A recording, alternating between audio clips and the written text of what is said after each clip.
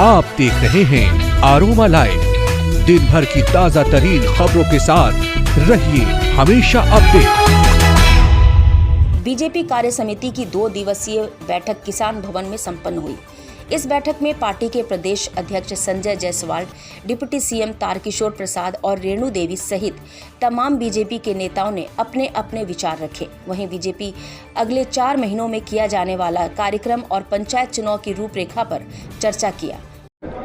क्योंकि जो पंचायत सरकार की परिकल्पना हम सबों ने की थी, महात्मा गांधी ने भी की थी, उसको हम लोग बेहतर ढंग से साकार भी कर रहे हैं। और आपने देखा होगा कि अब पंचायत की जो नली है, गलियां हैं और विकास के जो अलग अलग आयाम हैं, कंपोनेंट्स हैं, उन सारे चीज़ों में जो पंचायती राज व्यवस्था के जो हमारे जनप्रतिनिधि हैं, उनको हम सबों ने शक्ति प्रदान की है। इसीलिए हम सब चाहते हैं कि जो सरकार के द्वारा जो एजेंडे हैं और भारत सरकार के द्वारा जो राज्य की हिस्सेदारी मिलती है, उसको भी पंचायत स्तर तक हम देते हैं। स्थानीय जो निकाय हैं उनको हम लोग शक्ति भी प्रदान किए हैं और राशि भी देते हैं। तो वो कार्य बेहतर ढंग से दिखे, इसके लिए अपने कार्यकर्ताओं को पंचायती राज व्यवस्था के चुनाव में भी आगे बढ़कर वो चुनाव में जाएं और पंचायती राज व्यवस्था एक मजबूत वाहक हमारे कार्यकर्ता भी बने। कुल मिलाकर यही दल चाहता है। वहीं अध्यक्ष संजय जायसवाल ने कहा कि बीजेपी के स्थापना दिवस पर अपने पुराने कार्यकर्ता को सम्मानित किया जाएगा। वहीं बाबा साहब जयंती और पुण्यतिथि पर भी भव्य कार्यक्रम होगा। डिप्टी सीएम तारकिशोर प्रसाद ने कहा कि पार्टी के मजबूती और कार्यकर्ताओं को और सजग रहने के साथ ही बूथ मजबूत करने को लेकर चर्चा की गई है। 8-9 कार्यकर्ता घायल हो गए हैं। देखिए, पश्चिम बंगाल में लोकतंत्र है ही नहीं।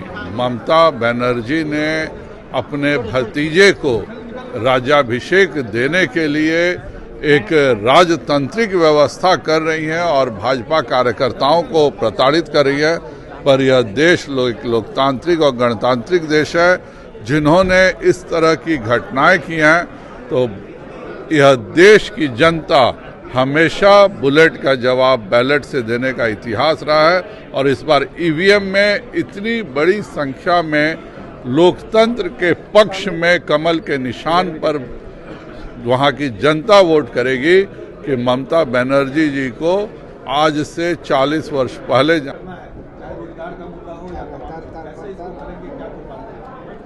देखिए, इस भारतीय जनता पार्टी की प्रदेश कार्य समिति में भाग लेने वाले सभी अपने नेता और कार्यकर्ता काफ़ी उत्साहित हैं, क्योंकि बिहार की जनता ने हम सबों को जो जनादेश दिया और एक सबसे बड़े दल के रूप में आज हम सदन में हैं। तो हम जिन मुद्दों को लेकर विगत चुनाव में गए थे और वो सारे मुद्दों को और हमारे जो सभी सहयोगी दल हैं, जनता दल यूनाइटेड है और अन्य 2 जो सहयोगी दल हैं, समूह के घोषणा पत्र के प्रमुख एजेंडे को समाहित करके जो हमारी एनडीए की सरकार है, आत्मनिर्भर बिहार के लिए 7 निश्चय 2 का एक खाका हम सबों ने जो खींचा है और उस पर हमारी सरकार कार्य भी प्रारंभ की है। और वो सारे विषय आज और कल 2 दिनों में चर्चा के दौरान और विभिन्न प्रस्तावों के द्वारा आया है। और वास्तव में बिहार हम सबों के लिए काफ़ी अहम है, क्योंकि बिहार के लोगों ने लगातार ये 4थी बार जनादेश दिया है। तो बिहार के लोगों के कल्याण के लिए, बिहार को एक विकसित राज्य बनाने के लिए जिन संकल्पों को लेकर हम चले थे, उसको हम कार्यान्वित करने का प्रयास कर रहे हैं।